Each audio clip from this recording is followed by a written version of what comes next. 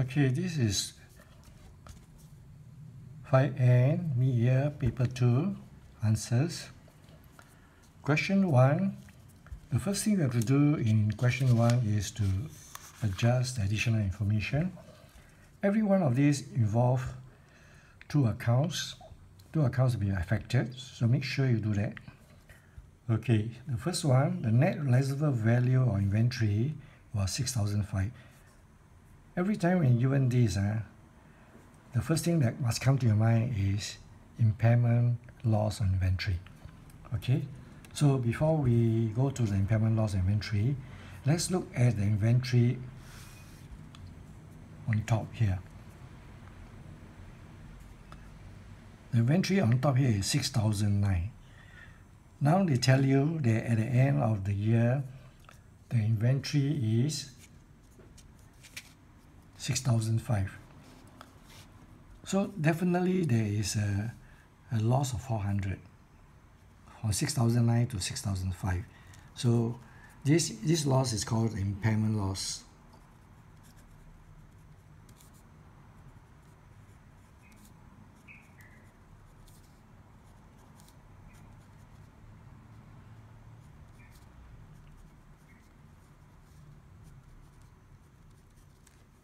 So it should show working 6,009 minus 6,005.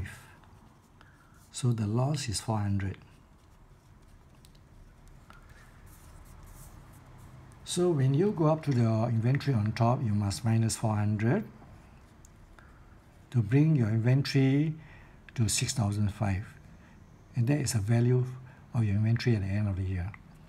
So that is the first adjustment. Second adjustment of the insurance expenses paid, 6,000 was annual premium paid till 30th of June 2018. Whenever they mention about insurance expenses, it's either prepaid or accrued. And you look at the date here. Look at the date here.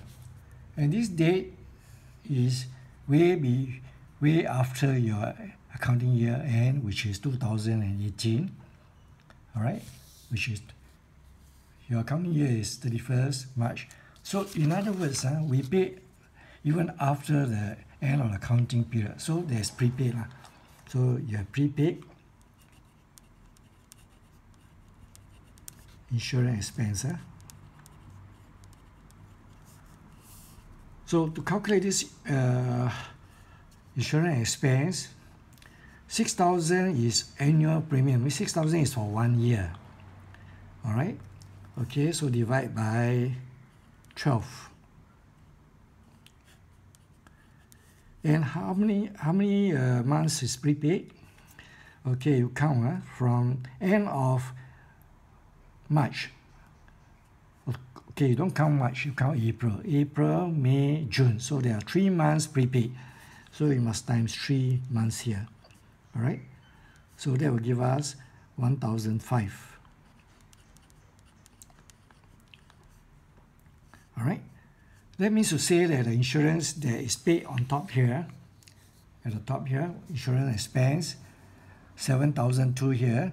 This amount here has a prepaid of 1,005. So I must minus 1,005 to arrive at the annual insurance expense or expense, insurance expense for the year. Okay.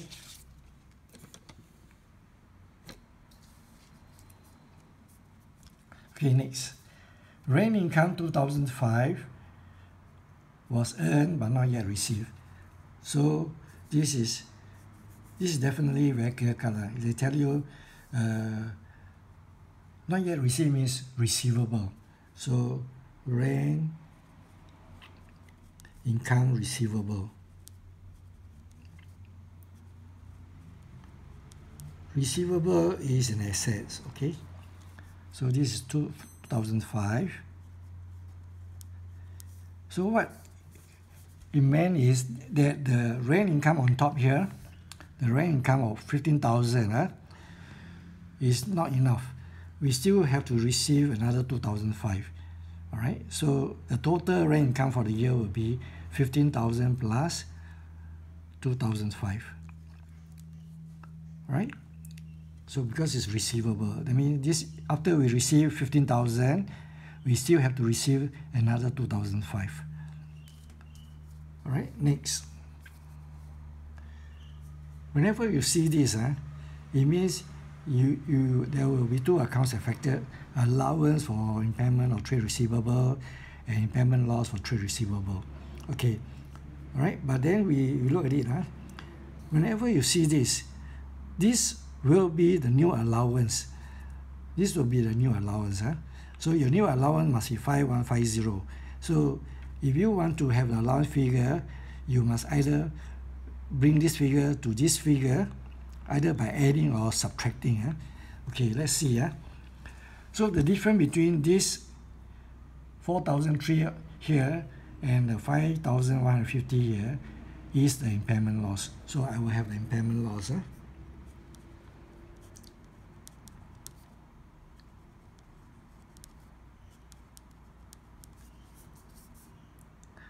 And because it's increased, it's the impairment loss.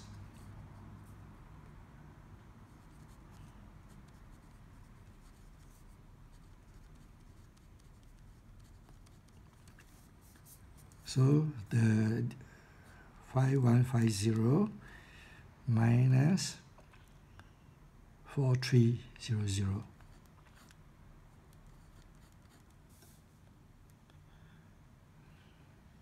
$850.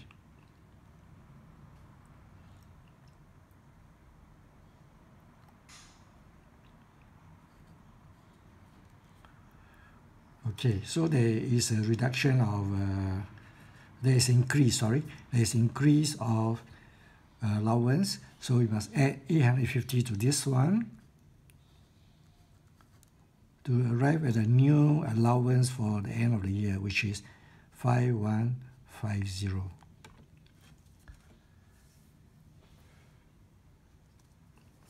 Okay, next.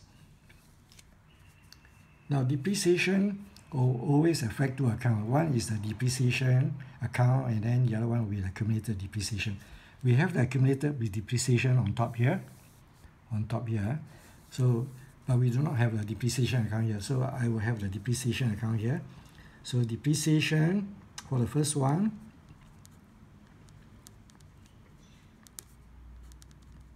depreciation of furniture. Straight line. So straight line means the 10% times the cost. So it's 10% times the cost of the furniture, which is here. The furniture cost is 95,000. So it's 9,005. So there is a depreciation for furniture, 9,005. So this will have to add to the accumulated depreciation to get a new accumulated depreciation balance. So plus 950 here. For motor vehicle, the depreciation will be using the reducing balance method. That means the net book value. So depreciation of motor vehicle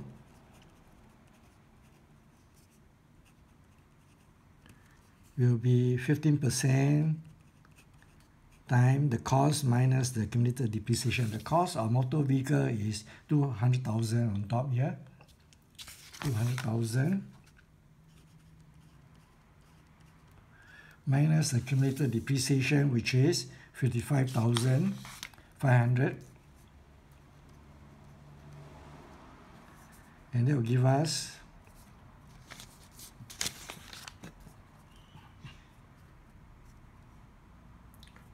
$21,675. So this is the expense, depreciation expense, which will have to be added to the accumulated depreciation on top here.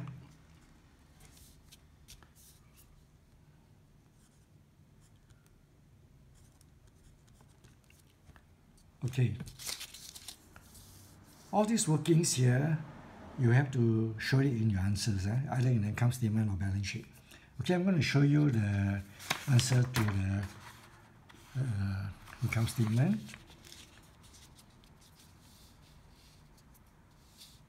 As you can see, this is the income statement. As you can see, when it's working, you have to show working. And then this is the format of an income statement. We have a sales revenue, sales return, then get a net sales return, minus the cost of sale and get a gross profit. And then you add other income. There's an adjustment to your other income because of rent receivable, rent income receivable.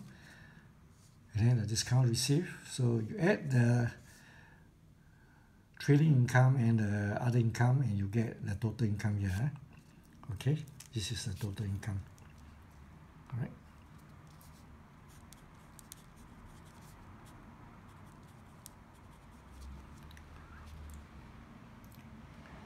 Then we have all the expenses here.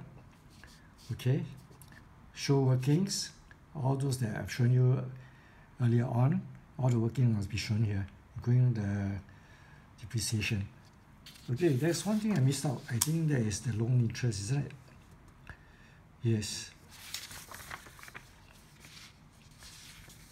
If you see a loan interest and you see a loan like that, it means that there's an adjustment to be done. All right, let's go back to this one. We have loan interest here, and we have 5% bank loan. 5% of 120,000 is 6,000. And we pay loan interest of 4,500. What does it mean? It means there is a accrued interest.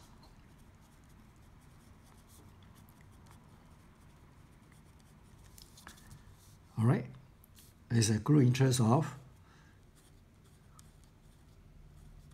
1,005.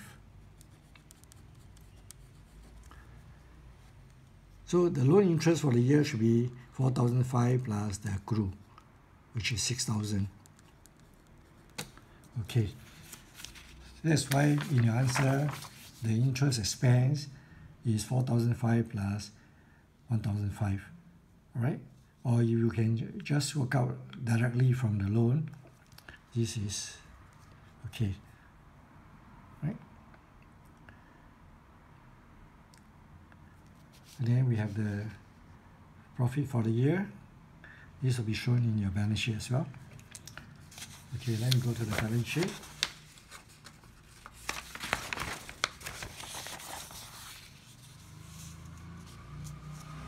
All this accumulated depreciation, you can show the working here, by all means show the working here, but I think it's a little bit too tight.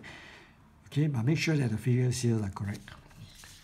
And then the one that I want to show you is the trade receivable, you less the allowance. All these are, you use it in the first column. There are 3 columns here. 1, 2, 3. Use the first column to show the deduction of your allowance for impairment from your trade receivable. And then you get a net trade receivable, which will be together with all the other current assets. All right, so these are all your current assets with all the workings shown. And you add up, we have the total asset. And of course, we go further down, we have the owner's equity. This is the capital given in the question. You add the profit, you less the drawing, and have an ending balance. Okay. Then you show the non-current liability, which is a loan. We call it long-term borrowings. And then we have current liabilities, trade payable. Short-term borrowing is meant for the bank overdraft. Because if you look at the question, there is a credit balance for cash at bank here. There's a credit balance here. So the cash at bank credit means it's a bank overdraft. A bank overdraft is shown as a short-term borrowing in your balance sheet. All right. Then we have the accrued loan interest, and this adds up, and we have the balance sheet balance. Okay. Let's look at question 2. Question 2 is a question on inventory. Okay, when you are asked to calculate the cost of a sale, all right, the cost of sale can be calculated by the number of units sold. No?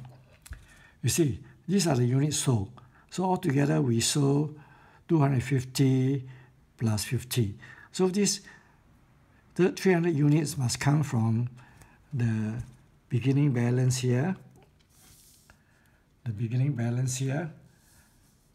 plus this 50 plus 200 plus 50. So the cost of these three will be the cost of sales. So this is the answer. Okay, so at the beginning, the 50 unit is 6,005, which is here, 6,005. And then the 200 units that we bought is 3,000, which is here. And then the 50 units here is 6,000, which is here. So this will give us the cost of the sales, right? Then we're supposed to prepare the inventory account. Inventory account will show the buying of inventory and the selling of inventory. So we start with the balance, which is at the beginning, the balance is 6,005, which is shown in the question here, 6,005. Okay, then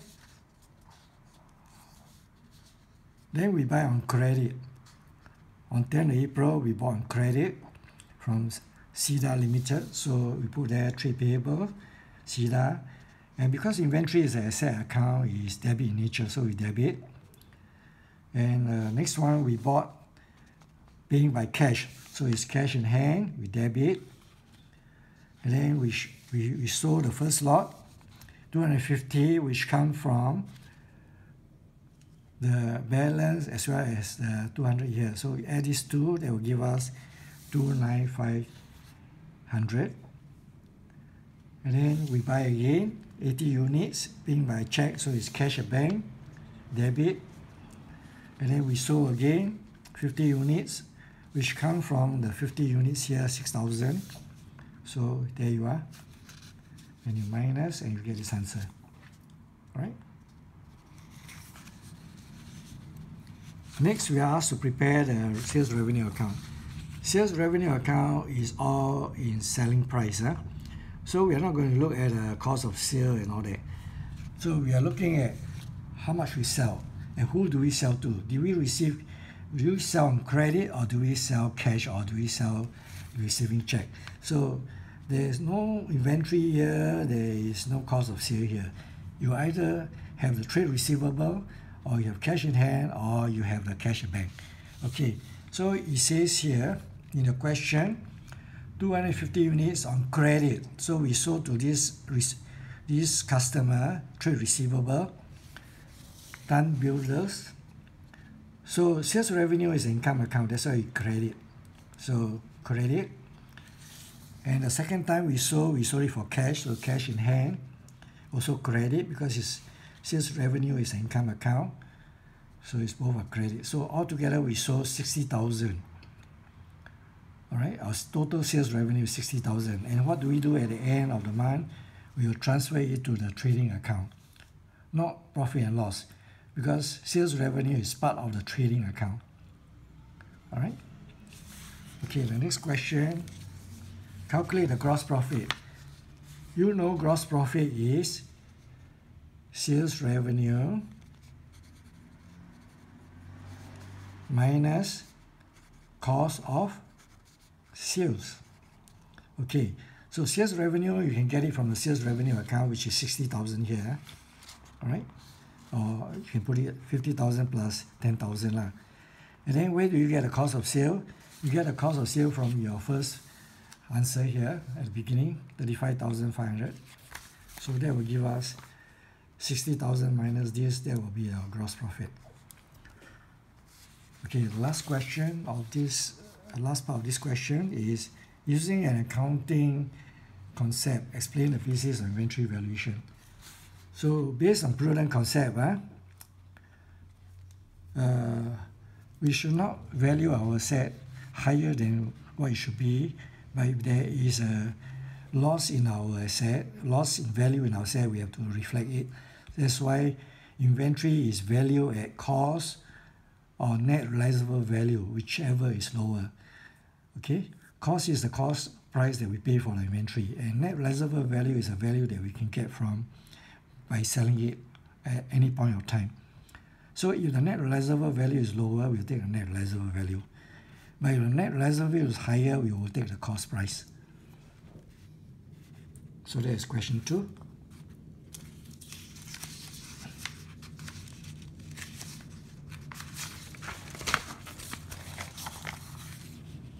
Okay, in question 3 is a bank recon questions. And normally the first thing you do is, when you do a bank recon question, is look at the starting balance. You notice it's not the same, all right?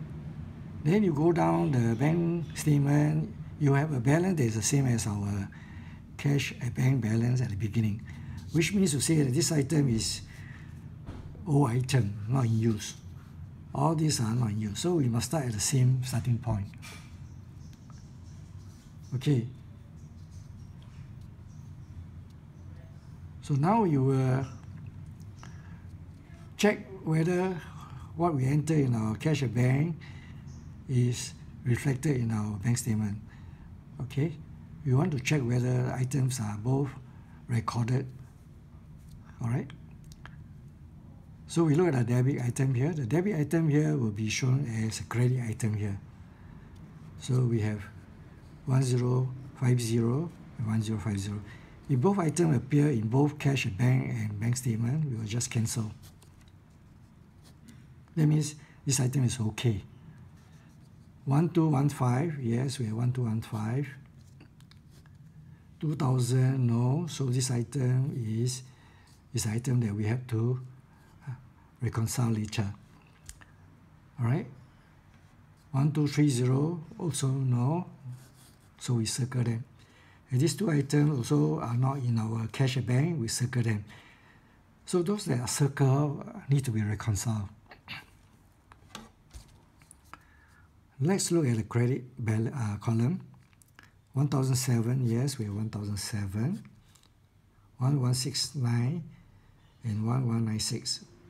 Okay, let's look at the check number. There's a same check number, but the figures are wrong. And then you look at the additional information. Is the business are recorded. I mean, this is recorded wrongly, you know.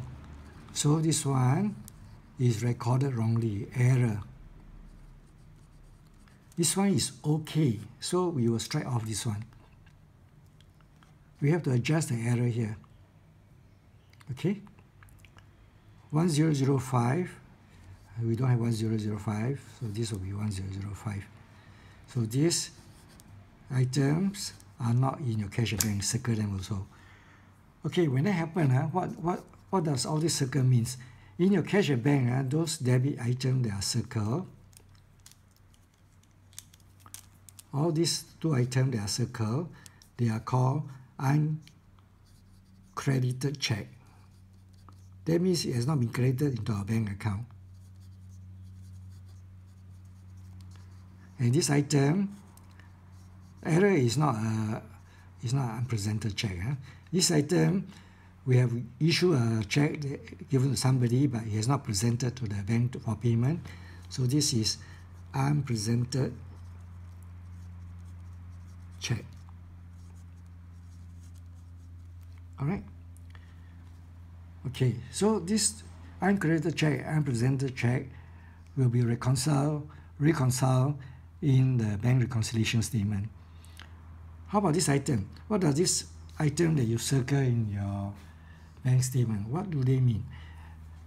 Okay, this item means this item are not in your cash at bank. In other words, your cash at bank are not complete without these 4 items.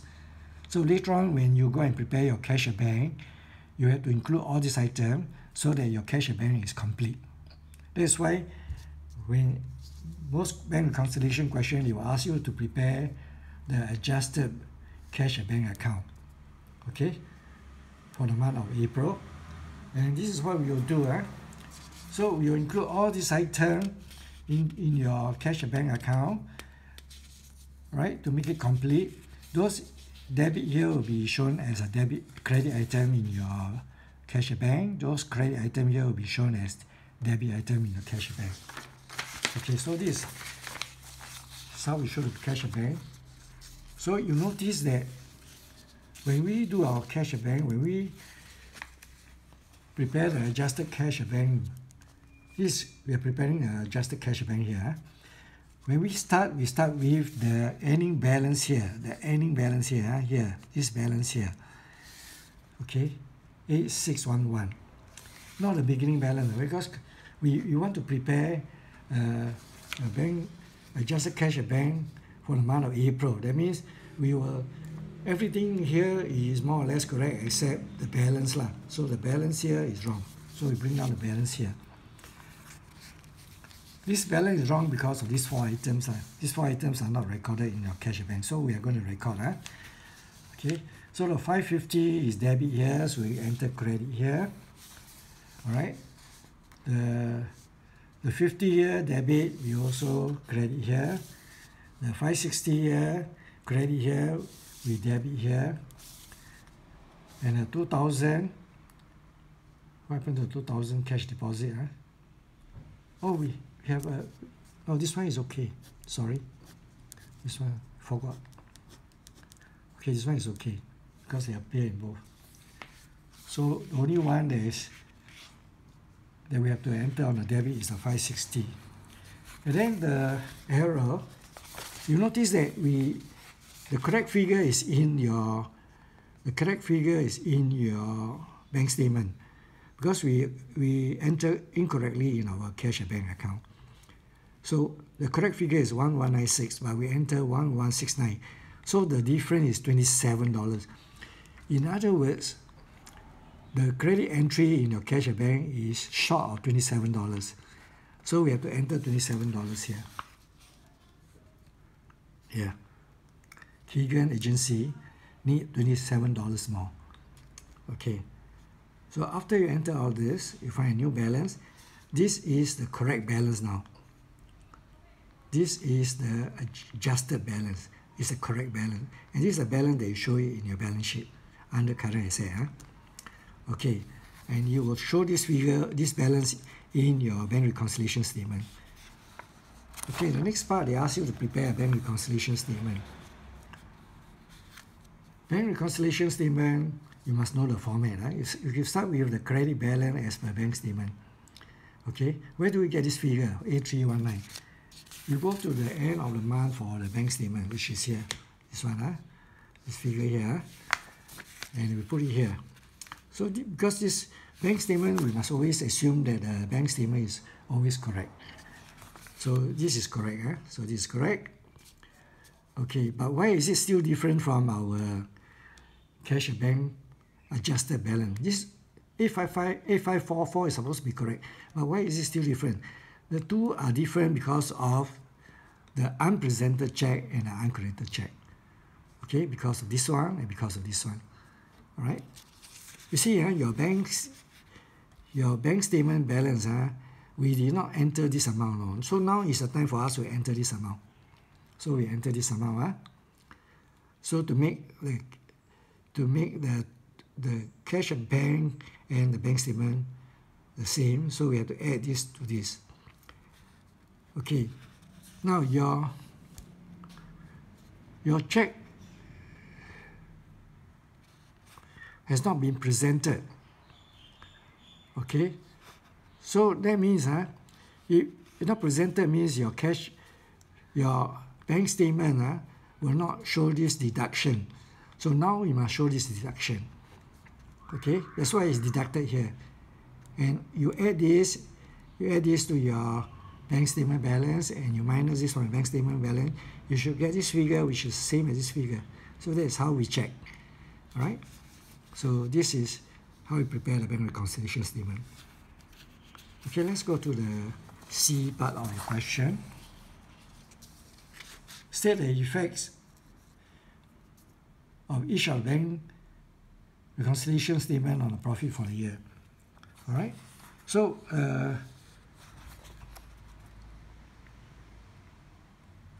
Okay. So we will, because the effect will be all these items here, these three items here, because these three items are not in our cash at bank. So therefore, when we prepare our income statements, is based on this without these three figures in our cash at bank. So what does these three figures? How will it affect our income statement? If there are expenses or their income, they will affect our bank statement, our income statement. If there are not income or expenses, they will not. Okay. Direct payment is not an expense or income, so this will not affect. Okay. So direct payment will. Direct payment insurance. So you affect your insurance, right? So your insurance should be more. All right. So if you don't record,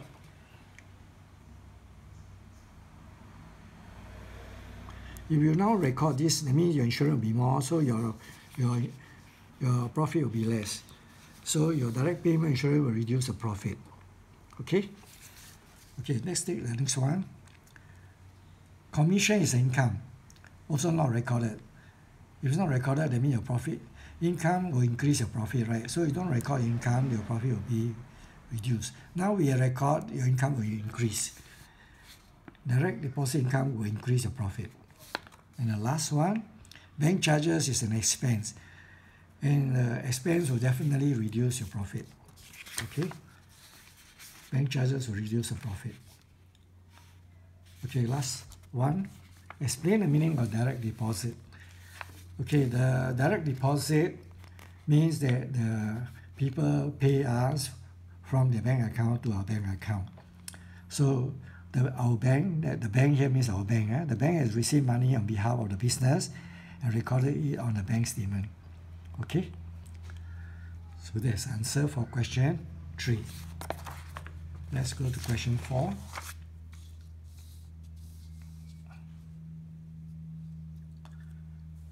Okay, question 4 is a question on trade receivable. So you're supposed to prepare the account errand. So the first thing you do is, when you're asked to prepare account errand, means you're going to prepare errand account. So who is errand? Is it our trade receivable or trade payable? There are many ways to find out that. Okay, one way is here at the beginning. Errand was our customer. So errand must be a trade receivable. Customers are trade receivable generally. Yeah? Okay, and then another way to find out is balance due from errand. That means errand owes us. So there's another clue to tell us that errand is a trade receivable. Okay, so we are going to prepare a trade receivable account in this case. So this is how we prepare. So we put down, you write down trade receivable errand account. Okay, and of course we start with the beginning of the year, which is March 1st, and the balance. And because trade receivable is an asset account, so it's debit in nature, so the balance will be debit. Okay, this is the amount that you owe us. And anything that you owe us more will be debit.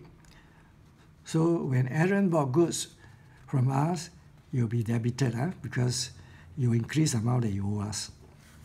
Okay? So when you are given a list price and you're given a trade discount, you must put in the net amount. That means you minus the trade discount, which is here, 20,000 times 80%, and put in the 1,006. What happened to the 20%? This is a trade discount, and you know trade discount is not recorded in your accounts. So don't worry about the 20%, just ignore it. On the 9th, Aaron returned goods and also list price. So you have to bring it down to the net price. So that's why it's multiplied by 80%. Also forget about the 20%. It's not going to enter anywhere. So 80% of this. Return means you reduce the amount that you owe us. That's why it's credit.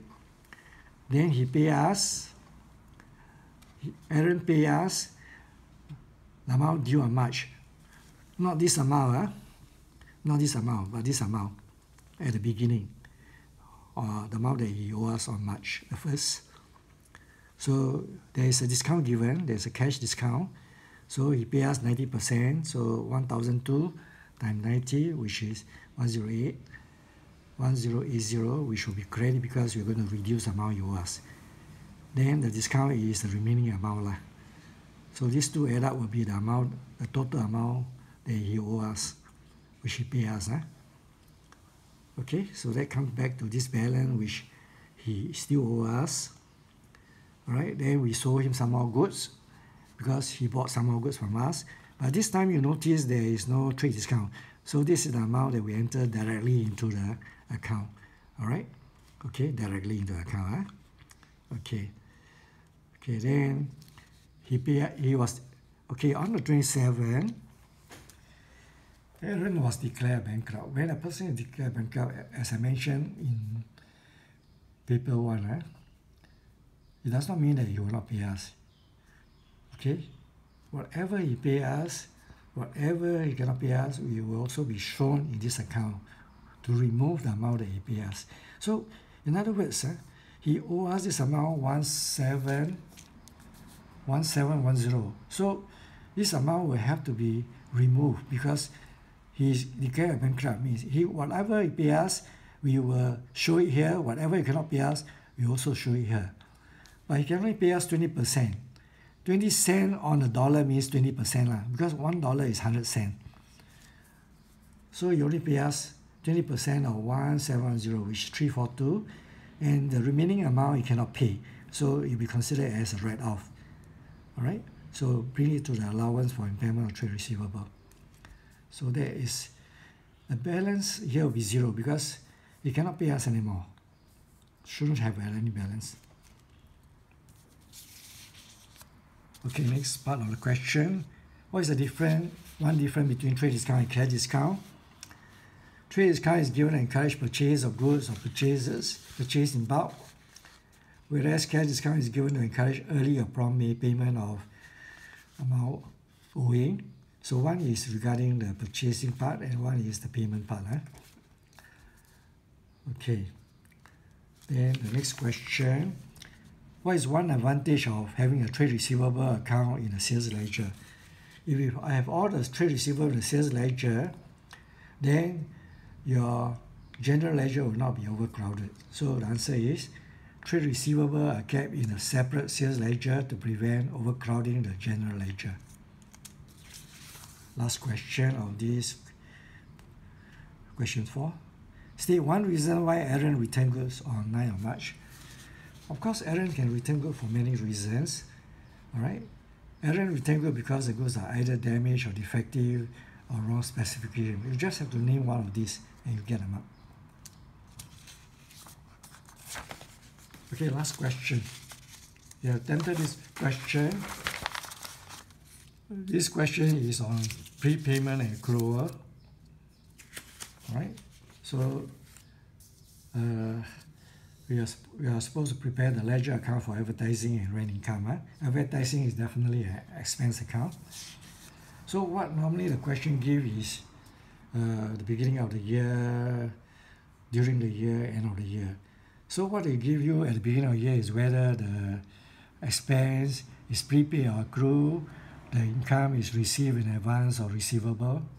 So we can see from here, for advertising at the beginning of the year, it's a prepaid advertising. So it's an asset. Then here, rent income received in advance. It's not our money, it's not our business money, so it's a liability. Okay. Then during the year, we show the payment and the receipt. Okay. We pay this amount for advertising and we receive this for income statement. These are under cash at bank. Cash at bank. So this is during the year. Okay, this is beginning of year, during the year. At the end of the year, there are two things you have to do. You find out whether whatever you pay, whatever you receive, or whatever you pay is enough or not enough. All right, and here they will tell us, you give us information to work on that. Okay, so here the payment of advertising did not include 3,000 for the year ended 30th of April 2018. All right. What does it mean?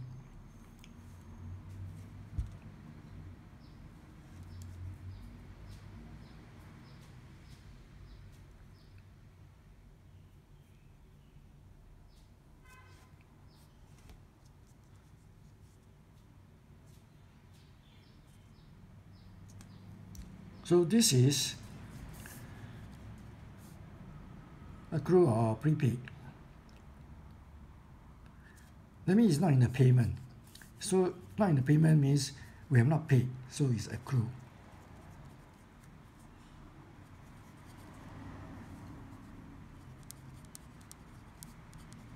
So at the end of the year, there's accrue advertising of 3,000.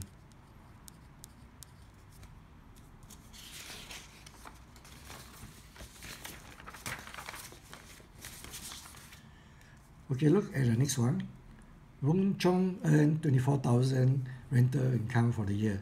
Whenever you see this word earn and for the year, this is the profit and loss item. That means this is the income for the whole year. So this one will be the profit and loss item. It will be shown in the profit and loss, okay, as an income. Okay, so let's go to the account and see how we prepare the account. So there are three parts at the beginning. So the beginning is May the 1st. You can see from your questions, prepaid, we have prepaid. So prepaid is an asset. All right. So when we show asset, it should be debit because we want to show a debit balance. Prepaid is a debit balance. Okay, so we enter debit.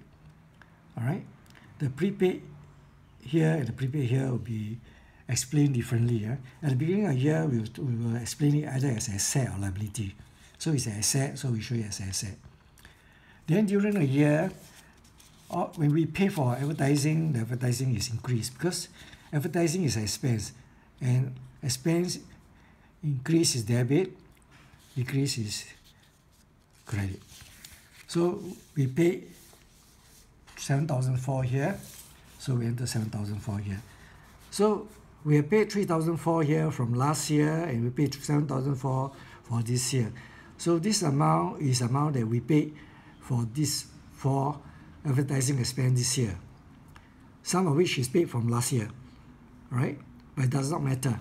But this is the amount we pay for advertising expense.